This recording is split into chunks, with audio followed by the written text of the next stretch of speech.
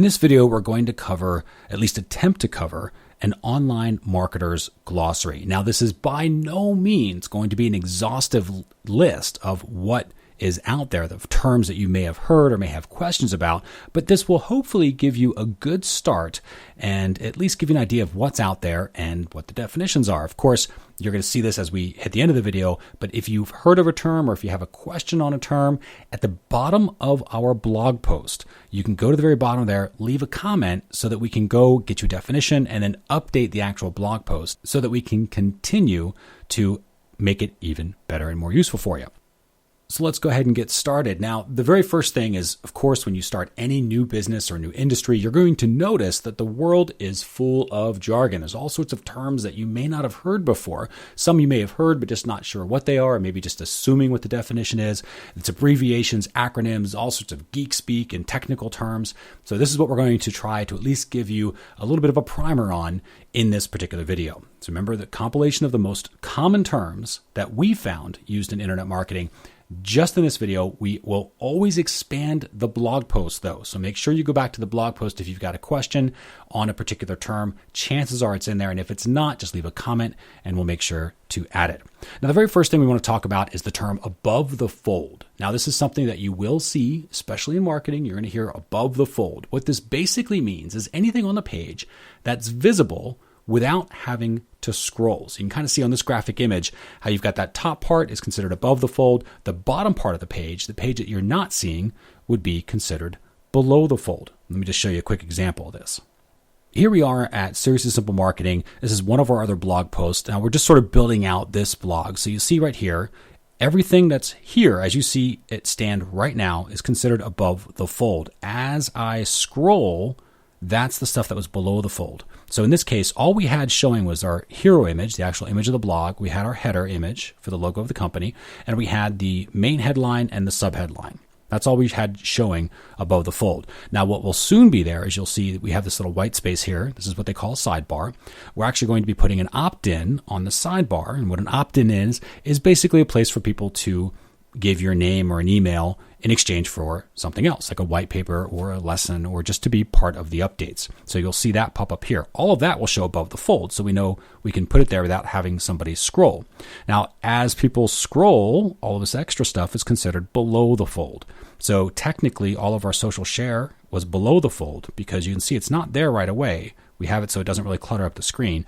But when you start to scroll, it pops in. So that's considered below the fold. Next, let's talk about affiliate marketing. Now, this is another term you might hear. Affiliate marketing is really a business model used in marketing. Now, this is essentially where you can actually be an affiliate or you can be a vendor in this particular model. But as an affiliate, you would represent other people's products. So Amazon is a perfect example of this. Amazon uses a lot of affiliate marketers. And so you might go to Amazon and recommend chairs and just type all the different types of chairs that Amazon has. You can grab those different links and you can put those links on your own blog talking about maybe different chair reviews that you have. You would be an affiliate for Amazon in that particular example. And that's sort of what affiliate marketing is all about. And that's where the power comes because you technically don't have to do anything with the chairs. You don't have to make them. You don't have to ship them. You don't have to take care of customer service. All you need to do is make sure that people are clicking on those links and that you're sending good quality traffic, people who are interested in chairs in this example, to Amazon. And if you're doing that, you're going to make sales. Amazon's going to pay you a portion of whatever they sell those chairs for. And that percentage base is completely different depending upon which vendor you're working with. And that's essentially how it works. Now, on the other end, on the vendor end, that means you can, if you're really good at content creation, you can create a product or an ebook and you're really good at that stuff, but you're not so good at the marketing, then you can use affiliate marketing to recruit affiliates, people who are really good at marketing. You can take all those people and you can say, listen, I've got this great product. I'll split the deal with you. So for every $10 ebook, I'll give you $5 or whatever the percentage split is that you want to come up with. And you create the product, you put up the sales page, they market it for you. And then in exchange for all of the traffic that they're sending you, you just give them a portion of your sales. So that essentially is affiliate marketing. Next up is something you may have heard of, Google Analytics. Now, this is tracking software. It's completely free and it's provided by Google. And it basically is just a way for you to track the relevant metrics and stats that are about your website. And this would be things like how much traffic, right? Traffic is another term you'll hear. That's basically how many people are seeing the site. So how many users are viewing your site and what they're doing on the site. You can actually tell if they're going from different pages through the blog, for example. If you have a blog, you can set up goals in Google Analytics to show you how many people are opting in on your forums or purchasing your products. You can even use Google Analytics to track how much money you're spending on ads and if those ads are actually making you money in return. So it's a pretty cool piece of software. Next up, B2B, and I'm actually going to cover the next one here too, which is B2C. So going back to B2B, this is business to business.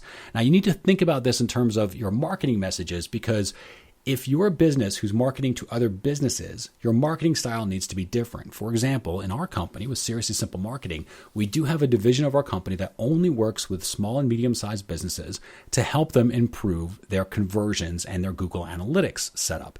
So we will market to those companies very, very differently than our B2C products. And our B2C products, that's our business to consumer products, those are products like Seriously Simple Websites, which is a video course that we've created to help those of you who want to create a website online but just aren't sure how to actually do that. It's kind of a do-it-yourself course, but it goes directly to the consumer. So whereas our sort of the higher end service that we offer goes to the company, in our case, business to business, the other one, this video course, the do-it-yourself products, would be B2C. Now, for example, if you were doing an ebook, it could be either. You could create an ebook that is for somebody working in a business. You could create an ebook that is for somebody kind of working on their own. And that's really the difference. One is B2B or B2C. Next is backward linking, otherwise known as backlinks. Now, you'll see this quite a bit as well, specifically around SEO, which is another term, search engine optimization. Now, what this basically means, it's all about ranking, right? When you go to Google and you type in a keyword or phrase, you'll see a bunch of results that are there. That's there by design. Google has gone through the World Wide Web and it's scoured every single web page that's out there, and it basically sorts them in order of which one it recommends that you visit first. That's all search engines does, whether it's Google, Bing, or Yahoo, or Ask Jeeves, or whatever else that you're using. Backlinks is one way that Google can tell if a page is good or not. There's thousands of things that it looks at, but there's one in particular, which is these backlinks. Now, what that is when somebody links to another site that is not their own. That's considered a backlink. So, for example, if you have a blog and you do let's go back to the chair post, for example, the chair affiliate marketing thing we were talking about. If you have a blog that you've built all about these different chairs that you like, and you're doing reviews of chairs, and I have a blog, and I happen to like that one post you talked about the Herman Miller chair, and I really thought it was a great post, and I share it on Facebook, that technically is a backlink that's going to your blog. And Google recognizes things like that. It notices things like that, and it says, hey, people are sharing. I could also do a backlink by having maybe I have a blog on my own, and I link to your chair blog because maybe I have a table blog. And I'm thinking, hey, this is a great opportunity. Let me just go ahead and show my users who like buying tables about this other person who has a blog all about chairs. And so I would link back to a particular page on your blog. That would be a link back or a backlink to your blog.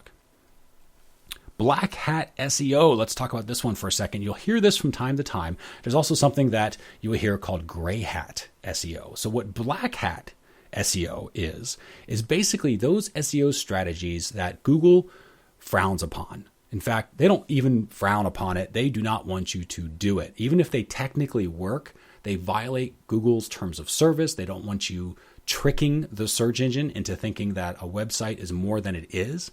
And they don't like to be tricked. I mean, think about it. If a friend of yours came to you and said, I need a really good pizza restaurant, and you gave them a list of places to go, and the first one on the list was a dry cleaner, they would kind of look at you funny, right? Like, they asked for pizza places, but you gave them a dry cleaner. Why would you do that? That would be weird, and it would look bad upon you, right? They would think that you just don't know what you're talking about. And the same thing can happen to Google when it gets tricked into recommending websites because of black hat SEO techniques. So a company might trick Google into thinking it's really, really great. What will happen is Google will eventually figure out how it's being tricked, and it will basically annihilate the website from view, which means it removes them from the search engine listing and they're gone. They don't exist anymore. So not only is it something you shouldn't do, it is something you should absolutely run away from. So if anyone, and this is how you would hear this phrase, if anyone ever told you, well, hey, you can do this, this, and this to improve your rankings, it is a little black hat. And they'll say it like that. They'll say, well, it might be a little black hat. Just don't do it, because even if it does work, it will only work temporarily, and it will give you a bad reputation to Google. And you need Google. You need search engines like Bing and Yahoo. So make them your friends and allies, and don't waste time trying to trick them. So that's pretty much black hat. Now the other area is gray hat. Now you're going to hear people say, well, is this kind of gray hat? Well, as you might imagine, there's black hat, gray hat, and white hat. White hat is what Google wants you to do, which is basically just create really great content that people want to share and recommend. Gray hat is in the middle between really great content and then the black hat stuff, which Google definitely says don't do. So if you have somebody that even says, well, you can do it, technically it's a little gray hat, I would also stay away from that personally. The reason being because gray hat very often tends to eventually become black hat in the future, meaning things that are technically okay to do, but are a little bit manipulative in Google's eyes, Google will eventually determine, you know what, that's going to be in our terms of service now, you can no longer do this. And then all the work that you did, even if it worked for a year or two, goes away, and instantly your site goes from like number 1 or number 2, whatever it happened to be, down to gone, just gone. And you saw a lot of that happen with recent Google updates. If you were in the industry or searching for SEO stuff with Google over the past couple of years, you're going to hear updates like the Panda update and the Penguin update. And these were massive, massive updates that devastated thousands of businesses that were not doing proper SEO. And really, proper SEO, it's white hat, right? White hat SEO. What that means is just taking care and providing good content that people recommend and share with others. If you do that, you'll be fine. Next, let's talk about bounce rate. So bounce rate is a term that you will see in your Google Analytics setup. It's one of many different terms. We're going to cover some of them here, but most of the terms we'll cover in later videos.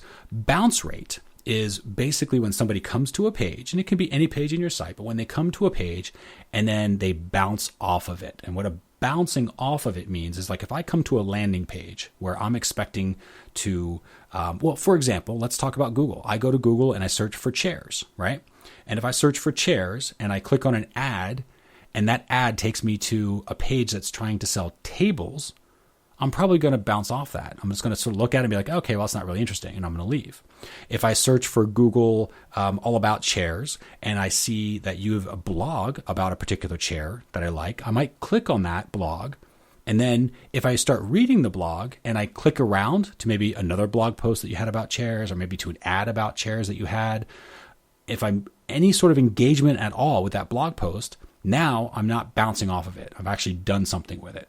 So think about bounce rate like if somebody lands on a particular page, and then if they do anything, they spend a bunch of time, if they're clicking on stuff, if they're engaging with the content that's on the page, any sort of engagement, that's when Google goes, okay, well, they must like this, so we don't count it as a bounce. But if they hit the page, and especially if they've only spent 30 or 40 seconds looking around, and then they sort of hit the back button, that's bounce rate. So think about that. When they hit the back button, that's bounce rate. Okay, conversions. This is a term in marketing you're going to hear quite a bit. This refers to the number of visitors that go to your site and take a particular action. This could be opting in for an offer that you have if you're trying to collect an email and build a list.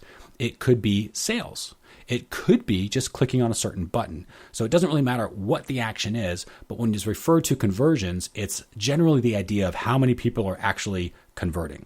Now, you'll very closely related to this see conversion rate. This is the percentage, so that same number in a percentage. So if you have 1 out of 100 users buying something, so if 100 people see an offer that you have, 1 person buys it, you would have a 1% conversion rate. And that's basically all it is. And most of the time when it comes to conversions, people will just ask you, like, how are your conversions? And you would answer, oh, I got about a 2% conversion rate, or my opt-in form's getting 40% conversion rate. That's sort of how that would be used. Next is CPA. Now, there's lots of different acronyms. So we're going to start with a few of them here. CPA is cost per acquisition. This is basically how much it costs you to acquire a new customer. So when you're doing your advertising, when you do PPC or pay-per-click, which we'll get to in a second here, when you do advertising with AdWords or Facebook or anything like that, if it costs you $10 worth of clicks, right? You have to spend $10 to get somebody to finally buy something, then you would have a CPA of $10. And that's sort of how it works. Next is CPC. This is cost per click. Now, there's a difference between CPC and CPA because cost per click, you might have 100 people click on the ad before one person buys. So your CPA, again, if you spent $10 and your CPA would go ahead and be, again, $10, one customer at the end of that process. So that costs you $10 CPA.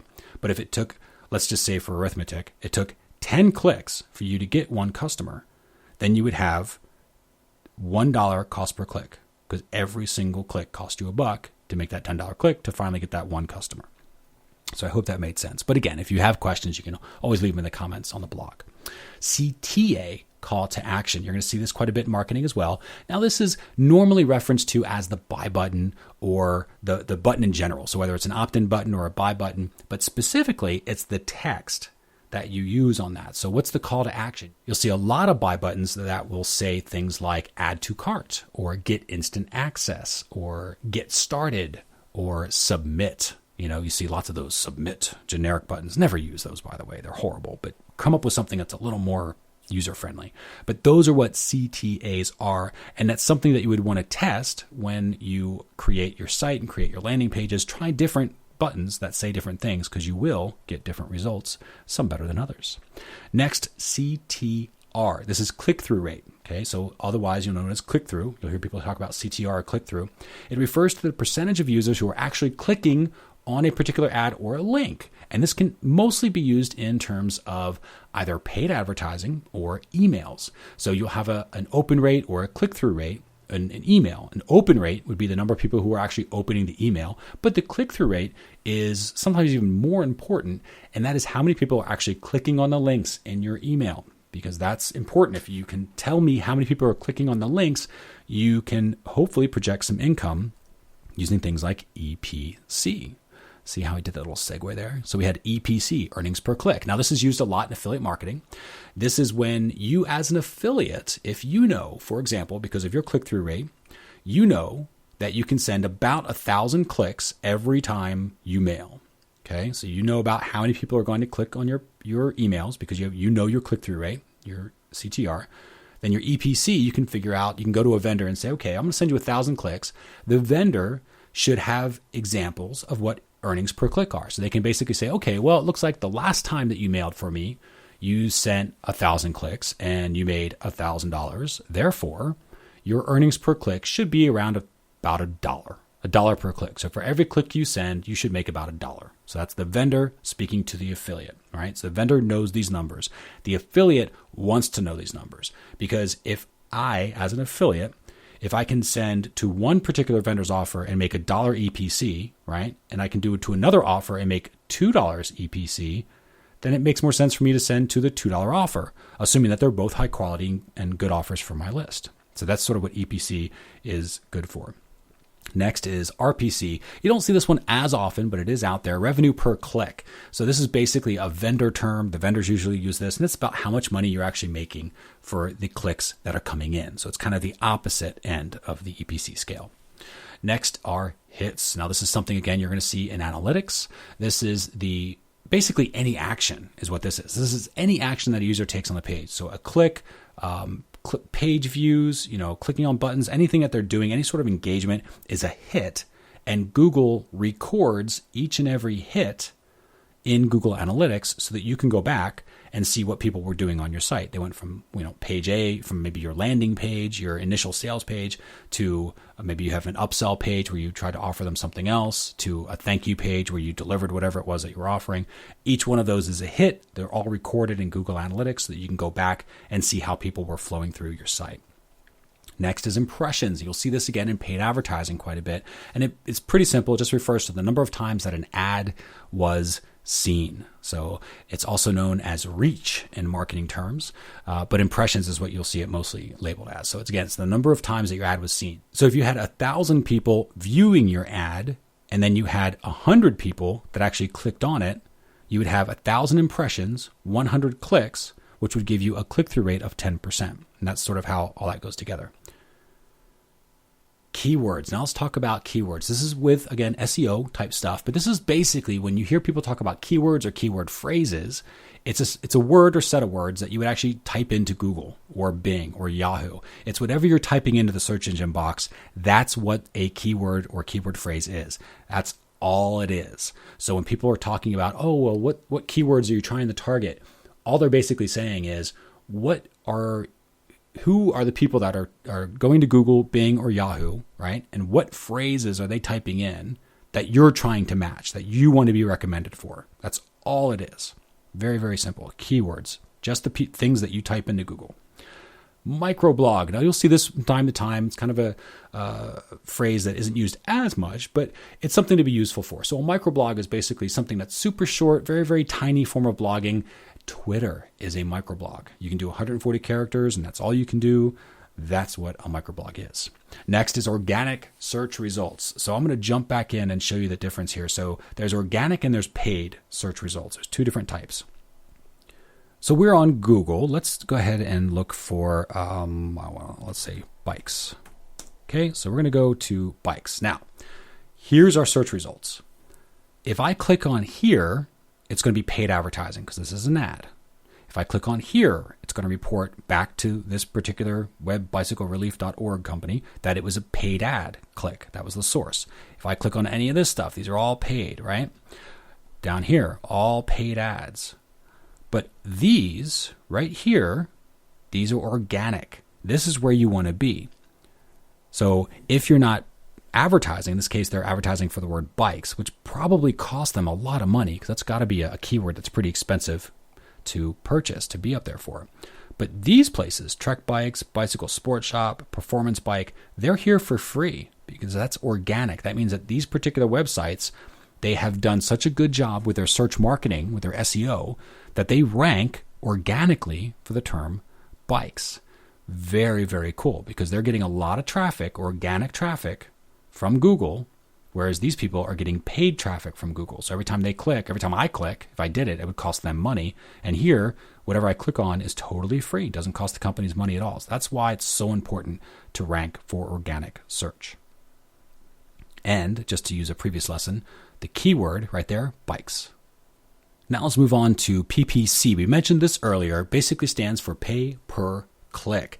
And what this is basically the same example I showed you before, where we had that paid traffic that was on Google. Every time somebody clicks on a link, they are paid.